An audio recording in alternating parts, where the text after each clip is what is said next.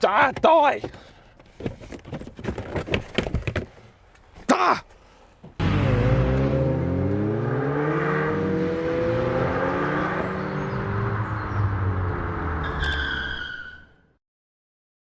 Car Obsession is proudly supported by Carly and Draggy. Check out the video description to find out the latest discount codes.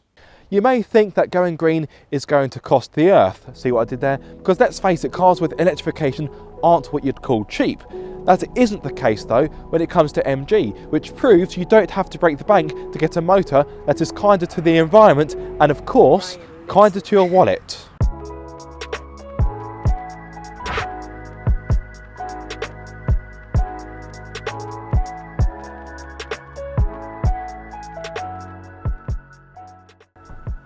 It's called the MG HS PHEV. Okay, I know the name isn't particularly sexy, but the value for money is very impressive. For context, this has a starting price of a little over £31,000. Now compare that to the Ford Kuga PHEV, a car I drove towards the end of 2021, and that is around £7,000 more. £7,000, that is a lot of money, especially in today's world.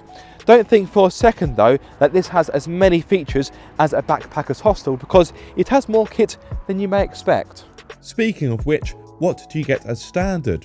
The MG HS PHEV is available in just 2 trim levels, Excite and Exclusive. The Excite has a starting price of £31,095, boasting features such as 18-inch alloys, MG Pilot, keyless entry, dual zone climate control, digital driver display, 10.1-inch touchscreen, smartphone connectivity, sat-nav, 360-degree camera, rear parking sensors and heated front seats to name a few. The model tested here is the Exclusive, which has a starting price of £33,595. This trim level adds power tailgate, metal sports pedals, LED lights, panoramic roof and ambient lighting.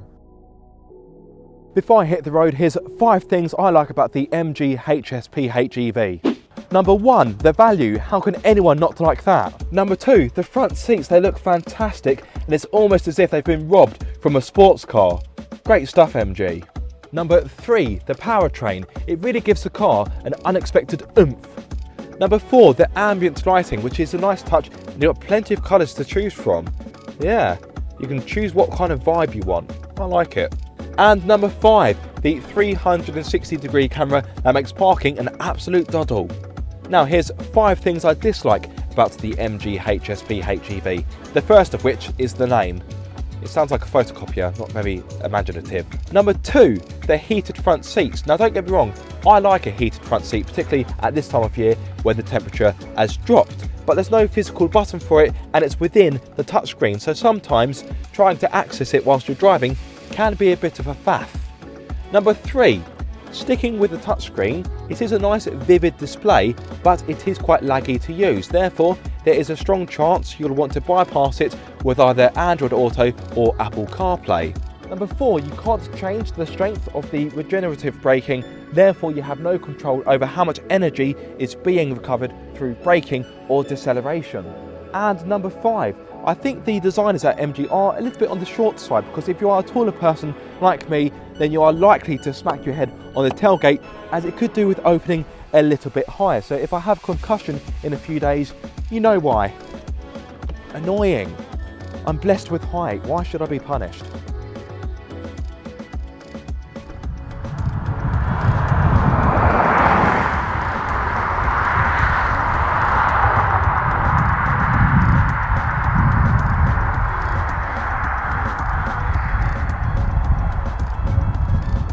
Pushing the MG HS PHEV down the road is a 1.5 litre turbocharged petrol, which is aided by a 90 kilowatt electric motor. Together combined, they produce a very respectable 258 horsepower along with 370 newton meters of torque. That means this sensible, practical family SUV will hit 60 miles per hour in just 6.9 seconds. That's not too much far off a hot hatch. Very impressive indeed. If you're really curious about top speed, I know, unlikely, this has a top speed of 118 miles per hour. The power is of course fed to the front wheels via a 10-speed automatic gearbox. Only it isn't. Let me explain. The engine makes use of a 6-speed automatic gearbox, whereas the electric motor has a 4-speed electronic drive unit, so it is a 10-speed, but not a 10-speed at the same time. The transmission works well enough. It's not the smoothest in the business, but I wouldn't say it's particularly jerky either. This car can be driven on EV only for up to 32 miles, so if you have a short commute to and from work, you can drive this to the office and back with 0 emissions. This makes use of a 16.6 kilowatt hour battery, which will take 4.5 hours to charge when using a 7 kilowatt charger. In regard to fuel consumption, using the engine and the electric motor and of course the battery, MG states that you can get up to around 155 mpg, which may sound very enticing, but in the real world that isn't really going to happen if you ask me. I'll be honest, for the time I've had this car, I've driven it on the engine alone, purely because I've not had the opportunity to charge the battery. Therefore, yes, I've been driving this car pretty much as a standard car. And that means for the course of this week, bearing in mind I've been doing short town journeys, which is never going to be great for the MPG, I've been getting high 20s. Yeah, I know, not exactly award winning. To be fair, on my drive to my filming location today, I got low to mid 30s, which is better, but yeah, it's not exactly super frugal, is it?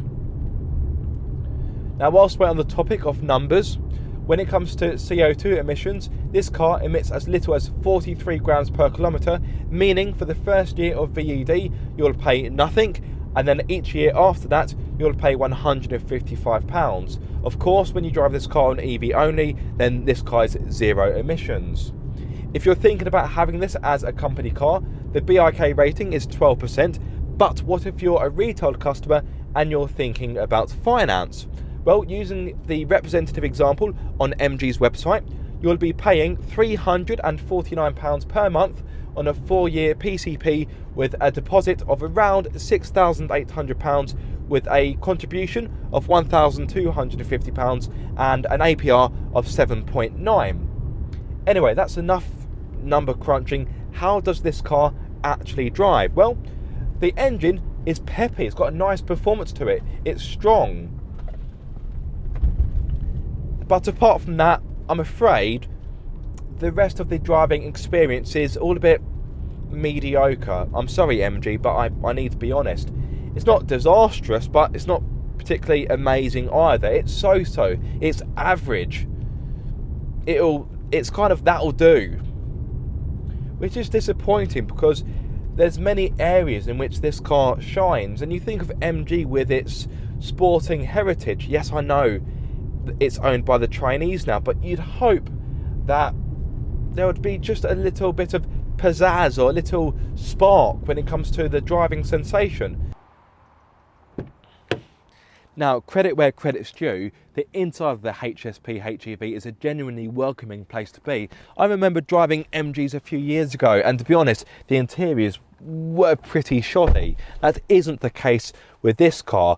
You get a sense that MG has really tried hard to make this car lavish and welcoming. Don't get me wrong, I'm no fool. I know some of the interior fixings and finishes look and feel cheap, but I don't think you can have any massive grumbles with how the way this car has been presented. You have soft touch materials, leather, red stitching, you have a brushed metal effect plastic, glossy black detailing. It's all very, very nice, I have to say.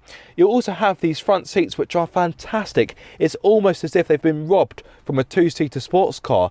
They look good, they're comfortable, they're supportive, they're heated, and they are electronically adjustable. So getting a good driving setup is easy, especially when you bear in mind that the steering wheel adjusts for rake and reach like so.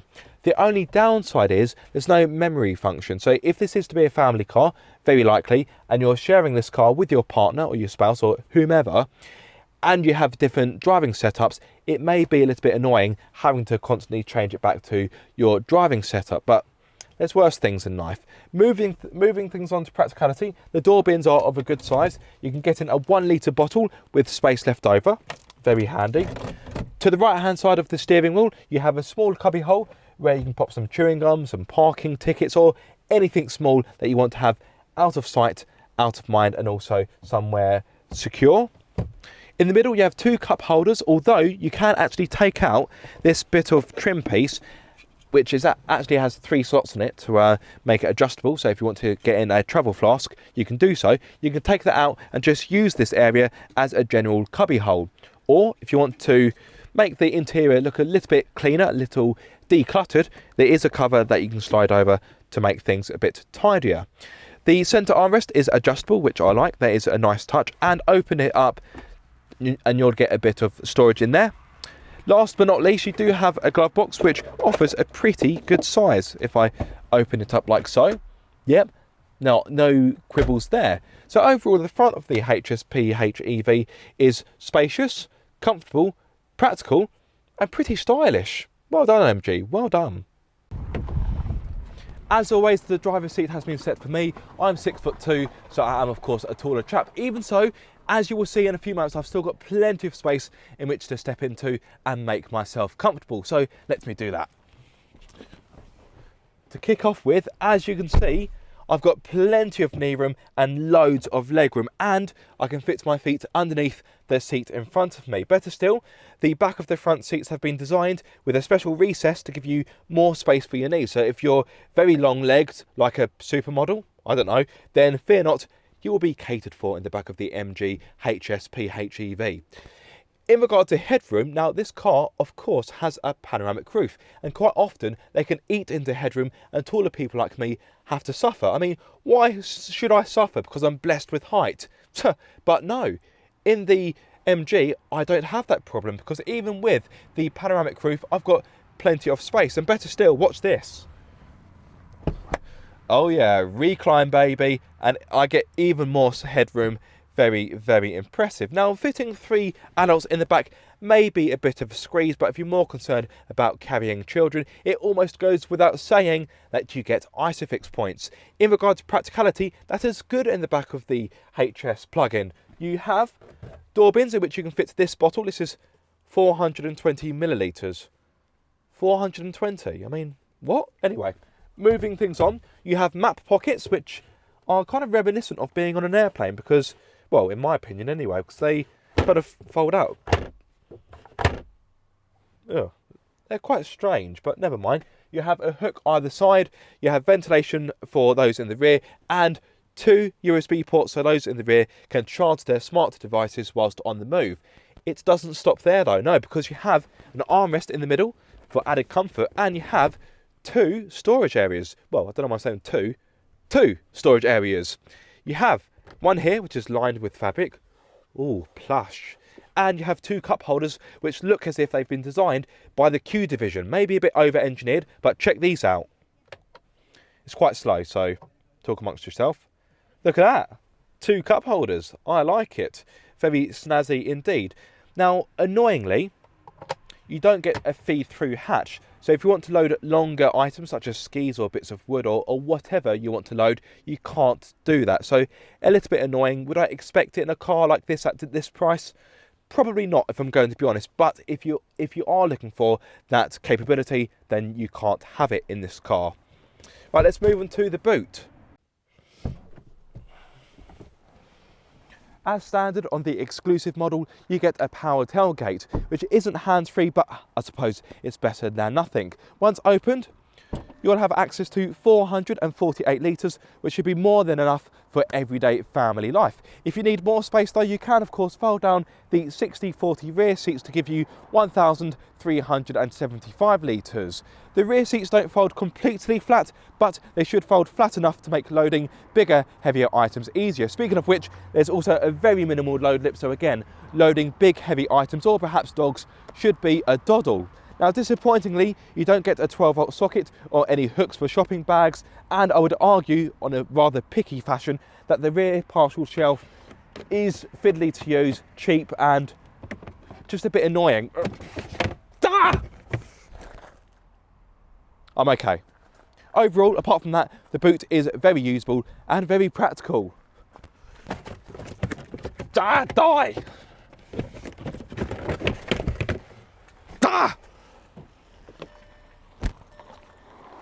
Good day.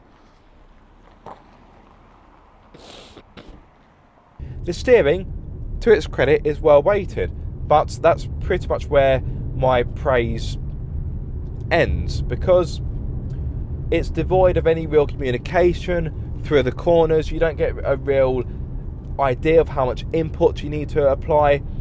And whilst we're on the topic of handling, this is an area where the MG HS PHEV doesn't do very well, I'm afraid. Yes, I know it is a sensible family SUV, but compared to the Ford Kuga I've referenced a few times now, this does leave a fair bit to be desired. Through the corners, the body roll is pronounced, the grip is okay, I suppose. The steering, as I've said, doesn't really give you any communication, nor does it give you any proper idea of how much steering input you need to apply, which can be a little bit disconcerting. The brakes do perform well though, I do have to be fair there, but yeah, this doesn't really give you much in the way of driver reward.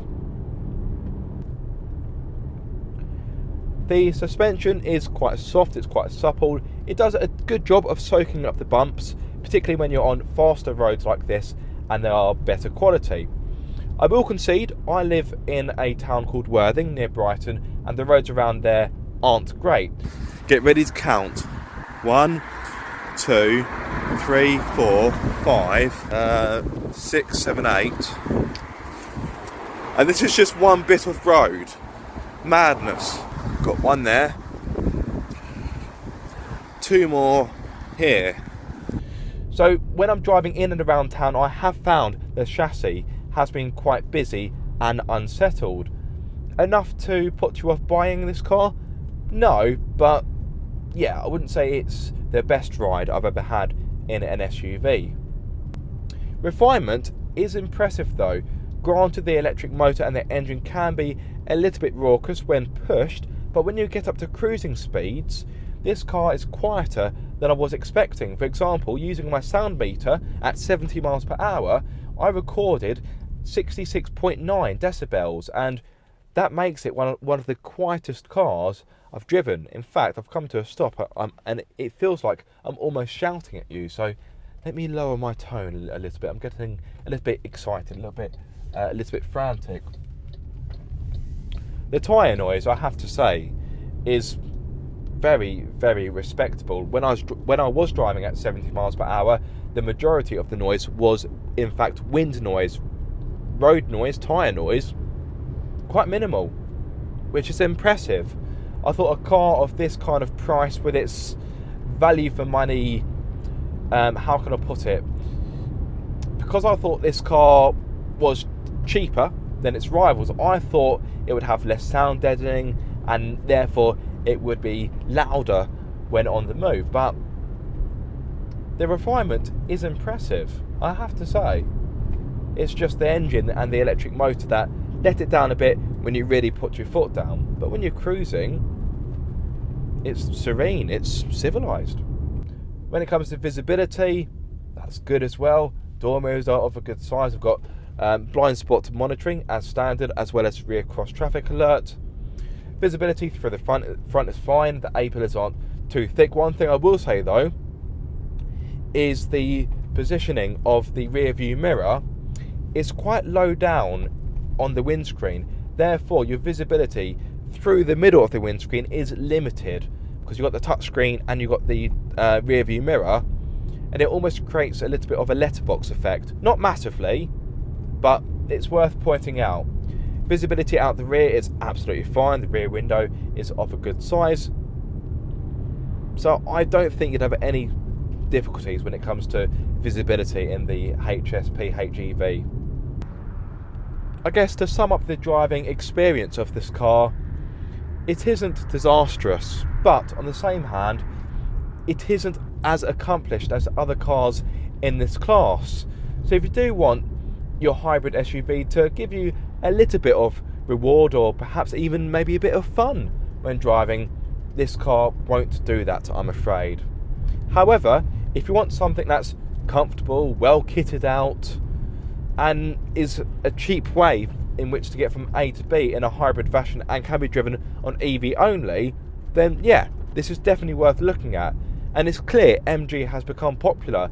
On this stretch of road alone, in the last minute, I've had 2 MG SUVs go by me. And that's just a pure coincidence. So before I run out of daylight, I think it is time for me to conclude. Should you buy, try or avoid the MG HS PHEV? I think you should. Wait for it. Buy it. Yes, I know the driving sensation is somewhat lackluster, but that aside, this car has got plenty to offer. It has fantastic value for money, plenty of kit, 5-star Euro NCAP rating, 7-year warranty. It's comfortable, spacious and practical as well. So as an overall package, I think this is quite an attractive one. A big thank you to MG Motor UK for loaning me this car for the week, and of course a big thank you for you guys watching this video. I do hope you have enjoyed it or found it useful. If so, be sure to like, comment and subscribe. If you are subscribed, don't forget to click the bell icon so you get notified every time I make a video. But until the next time guys, be sure to keep up the car obsession. Goodbye. Oh God, it's really muddy over here. Why did I do that? Oh, my feet are soaking. Oh, I'm gonna get trench foot.